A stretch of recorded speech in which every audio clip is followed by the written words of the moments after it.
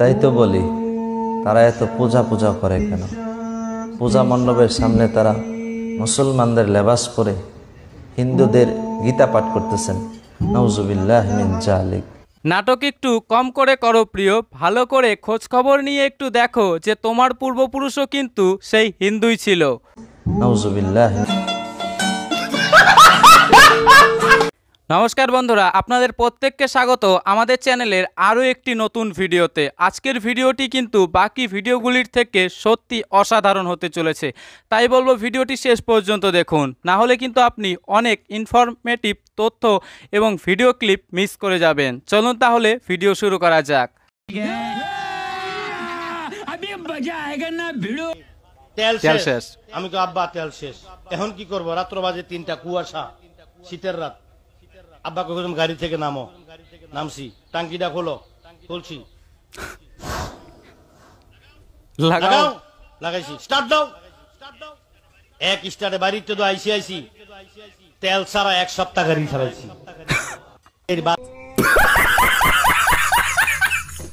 Guys শুনলেন হুজুরের কথাবার্তা? হুজুর নাকি ফু দিয়ে গাড়ির স্টার্ট ধরিয়ে দিল এবং গাড়ির ট্যাঙ্কি ফুল হয়ে গেল, এবং সেই ফুয়ের যে তেল, সেই তেল দিয়ে নাকি 1 সপ্তাহ আরও গাড়ি চলে গেল।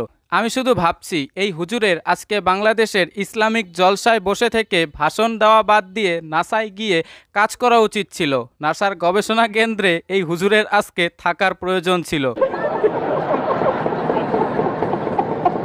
যে স্ত্রী একবার মজা করেও তার স্বামীর সাথে যদি বলে যে আমি তোমার বাড়িতে বিয়ে করে আসার পর থেকে ভালো নেই, তো তখন আল্লাহ তাআলা তার 70 বছরের ইবাদত কেটে নেয়। তাই বোন গো, কখনোই ভুল করেও এই কথাটি বলবেন না। তু সমঝা? হ্যাঁ। নাই, তু সমঝা নেই। এবার আশা করি বুদ্ধিমান মানুষেরা ঠিকই বুঝতে পারছেন যে কিভাবে ইসলামে আল্লাহর ভয় দেখিয়ে, অর্থাৎ ঈশ্বরের ভয় দেখিয়ে নারীদেরকে পুরুষদের গোলাম বানিয়ে রাখার একটা চেষ্টা করা হয়েছে। একজন পুরুষ যদি 3টে বিয়ে করে এবং তারপর যদি আরেকটা বিয়ে করে, এবং সেই নারী যদি বলে যে 3 নারী যেহেতু তোমার আগে থেকে বউ হয়ে আছে, আমি এই সংসারে ভালো নেই, তাহলে আল্লাহ তাদের 70 বছরের ইবাদত কেড়ে নেবে। যে স্ত্রী একবার মজা করেও তার স্বামীর সাথে যদি বলে যে আমি তোমার বাড়িতে বিয়ে করে আসার পর থেকে ভালো নেই, তো তখন আল্লাহ তাআলা তার 70 বছরের ইবাদত কেটে নেয়। এইভাবেই একটা ভয় দেখানোর চেষ্টা হয়েছে ইসলামে। আপনারা কি বলবেন এই বিষয় নিয়ে? কাজেই আমরা বলতে পারি, আগামী দিনের বাংলাদেশ টুপিদারিওয়ালার বাংলাদেশ, ইসলামের বাংলাদেশ, জাগরণের বাংলাদেশ। গাইজ শুনতে পেলেন, এই ব্যক্তিটি বলছে যে আগামী দিনের বাংলাদেশ ইসলামের বাংলাদেশ, দাড়ি টুপি লুঙ্গির বাংলাদেশ। তবে আমি এখানে এই ব্যক্তিটির মাথায় কোথাও কিন্তু টুপি লক্ষ্য করতে পারলাম না। আর এর লুঙ্গির কথা তো ছেড়েই দিলাম, এ যে অবস্থায় রাস্তায় ঘুরে বেড়াচ্ছে দেখুন একবার। কাজেই আমরা বলতে পারি, আগামী দিনের বাংলাদেশ টুপিদারিওয়ালার বাংলাদেশ, ইসলামের বাংলাদেশ, জাগরণের বাংলাদেশ। গাইস, আগামী দিনের দাড়ি টুপি লুঙ্গির বাংলাদেশ যে কেমন বাংলাদেশ হবে তার টেলার কিন্তু ইতিমধ্যেই বাংলাদেশের মানুষজন দেখতে পাচ্ছে। তারপর আবার ভাত খাওয়াইছে, এরপর আবার মারছে, আবার খাওয়াইছে। এটা কোন মানে ইসে আছে? মানুষকে তো এরকম মাইরে ফেলায় না। সে যদি একটা খুনিও হইতে পারে, তাহলে তো এরকমের জীবন তো মাইরে ফেলাইতে পারে না। বলেন, ওরা প্রশাসনের কাছে দেন, কিন্তু ওরা ওরা মাইরেন না। নিতে হলে টাকা দিতে হবে 35,000 টাকা দিয়ে ছাড়াই নেন, নাহলে আমরা ওরা ছাড়বো না, ওরা আরো মারবো। এই বাংলাদেশের একটা দিক কিন্তু আবার ভালো আছে, কি জানেন তো? প্রথমে আপনাকে পেট ভরে খাওয়ানো হবে, তারপরে আপনাকে মারা হবে। প্রথমে পেট শান্তি, তারপরে পুরো জীবন শান্তি করে দেবে আপনার। ভগবান কি জুলুম হয়। তার আগের সরকার আমরা আসিলাম, ভালো আসিলাম। 19 বছরের ভিতরে এরকম ইতিহাসে কোনো সময় হয় নাই ভাই। আগে মোটামুটি ভালোই আসছিলাম ভাই, রিক্সা চালায়া মোটামুটি ডেলি দৈনিক 1500, 1600, 1700 টাকা কামাইছি। গাড়ি জমা দিয়া দৈনিক 1000-1200 টাকা আমি বাড়ি থেকে দিয়া পাঠাইছিলাম। আগে ভালো ছিলাম আমরা, অনেক 2 মুঠো ভাত নিয়ে সংসার করে দুধ ভাতে খাইতাম। এখন দুধ ভাত কেন, এখন ওনারে থাকতে হবে, বউ বাচ্চা। দেখা আপনি লাপরওয়াহি কা নতিজা। শুনতে পাচ্ছেন তথাকথিত বুদ্ধিজীবীরা? বাংলাদেশের এনারা হচ্ছেন সাধারণ রিক্সাওয়ালা, যারা কিনা খেটে নিজেদের খাবার জোগাড় করেন। এনারা বলছেন এখন আমরা এতটাই সমস্যাতে আছি, হয়তো শেখ হাসিনার আমলেও আমাদের এতটা কষ্ট হয়নি। তার আগের সরকার আমরা আসছিলাম, ভালো আসছিলাম। 19 বছরের ভিতরে এরকম ইতিহাসে কোনো সময় হয় নাই। আর আগামী দিনের বাংলাদেশ যে কেমন হবে তা এনাদের কথা শুনেই বুঝতে পারা যাচ্ছে। বাংলাদেশের লোক ভুল তো অবশ্যই করেছে, কোথাও না কোথাও ভুল অবশ্যই করেছে, আর সেই ভুল একমাত্র বাংলাদেশের সাধারণ জনগণই ঠিক করতে পারে। আশা করি আগামী দিনে বাংলাদেশে আরও ভয়ঙ্কর খেলা হতে চলেছে। এখন তো সময় শেষ, তুইও সমান আমিও সমান। 24 তারিখের পরে আসো, খেলবো, খেলা হবে, খেলা হবে। হুজুরের বার্থডে বলে কথা, দেখে তো তাই মনে হচ্ছে। হুজুর আমার খুব মস্তিতে। হুজুরের হালাল বিনোদন। মুরব্বি মুরব্বি, আহা কি চলছে মুরব্বি? হুজুরের হালাল বিনোদন। গাইস, এই সমস্ত হুজুরেরাই সারাদিন এই বিধান ওই বিধান, এটা করা যাবে না ওটা করা যাবে না, ও ওটা করেছে, ও একজন মুসলিম হয়ে হিন্দু ছেলেকে বিয়ে করেছে, ওর উপরে ফতোয়া জারি করে দাও, ঠিক আছে, গান বাজনা করা যাবে না। এই সমস্ত হুজুরেরাই এই সমস্ত কথা বলবে এবং দিন শেষে আমরা এই সমস্ত হুজুরদের এই সমস্ত কার্যকলাপ দেখতে পারি। এবার মুসলিম সম্প্রদায়ের ভাই বোনেরা কী বলবেন? আপনারা এবার কি বলবেন? আর এই হুজুরেরা এই সমস্ত কার্যকলাপ করবে এবং তাদের ওই যে আরেকটি জাতি আছে শিয়া মুসলমান, তাদের ওপরে দোষ চাপিয়ে দেবে। এটাই হচ্ছে এদের কার্যকলাপ। बात तो सही है, दौड़ना तो पड़ता है। उस दिन मैंने कीर्ति को पहली बार देखा है। लाइफ के अगले 60 साल इसके साथ क्लोजअप में बिताना चाहता हूं, पर साथ ही इसे वाइड एंगल में भी देखना चाहता हूं। हाय हाय, इतना सुकून।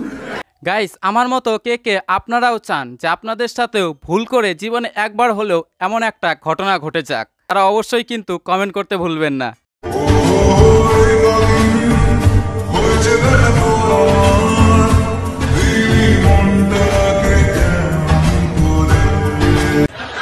हाय हाय, বলবো I love you, but sorry I have a wife. আচ্ছা আপু, অপশন আছে তো, একজন 4 জন করে। গাইস, এতদিন জানেন তো আমি শুধু ছেলেদেরকেই ভুল বুঝতাম, এবার তো দেখছি এদের মধ্যে কিছু কিছু মেয়েরাও আছে যারা কিনা আজকাল বলা শুরু করে দিচ্ছে অপশন আসে তো, আমাদের কোনো অসুবিধে নেই, আমরা মানিয়ে নিতে পারবো। ये भगवान क्या जुल्म है।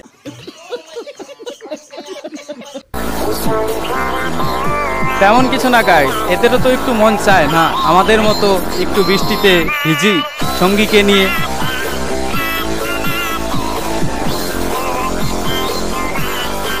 গাইস, সবাই তো আমরা এই দুনিয়ারই লোক না, বলুন? গাইস, এইসব নিয়ে আর কি বলি বলুন? এইসব এখন কমন ব্যাপার হয়ে দাঁড়িয়েছে, এইসব এখন কোনো ব্যাপারই না, যতই আপনি বলুন হুজুরের হালাল ভালোবাসা।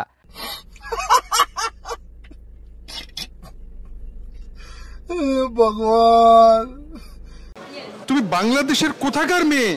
আমার বাসা মুন্সিগঞ্জ। ও মুন্সিগঞ্জের মেয়ে? ওরে বাবা, মুন্সিগঞ্জের মেয়ে এত সুন্দর।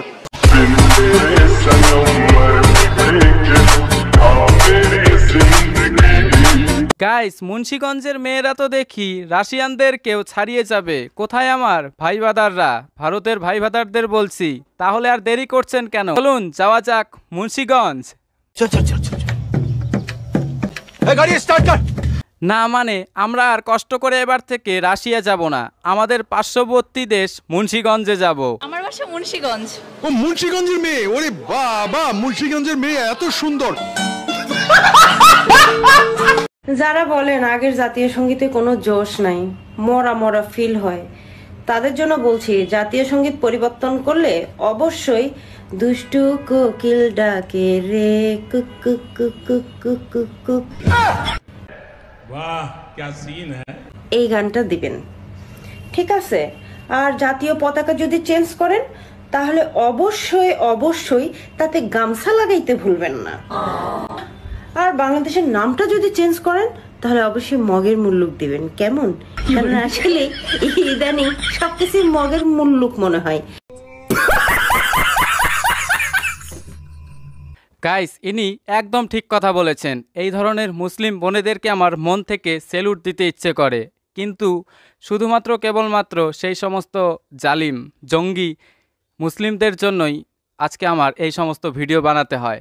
তাদেরকে একটু বুঝতেই তো পারছেন। তার মানে কি শেখ হাসিনার কথাই সত্যি যে আমাদের সাধারণ শিক্ষার্থীদেরকে ব্যবহার করে শেখ হাসিনার সরকারকে পতন করানো হয়েছিল? দেখেছেন বন্ধুরা, বাংলাদেশের সাধারণ মানুষ কিন্তু এবার হারে হারে টের পাচ্ছে যে শিক্ষার্থীদের ব্যবহার করে আমেরিকা বাংলাদেশ সরকারকে সরানোর জন্য একটা গেম খেলেছিল। এটা এবার বাংলাদেশিরা বুঝতে পারছে।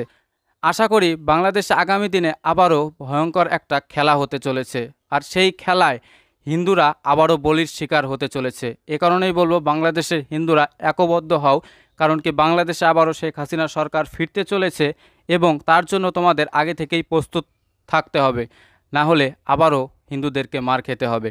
আজকের ভিডিও এখানেই শেষ করছি, তবে তার আগে আপনাদের একটা রিকোয়েস্ট করতে চাই যে আপনারা অনেকেই জানেন যে আমাদের আরও একটি নতুন চ্যানেল রয়েছে, যে চ্যানেলটির নাম হচ্ছে দ্য গুল্লু ভাই। আপনারা প্লিজ সেই চ্যানেলটিতেও যান, গিয়ে সেই চ্যানেলটিও সাবস্ক্রাইব করে আসুন।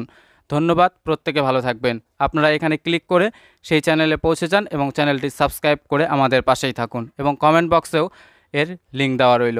ধন্যবাদ।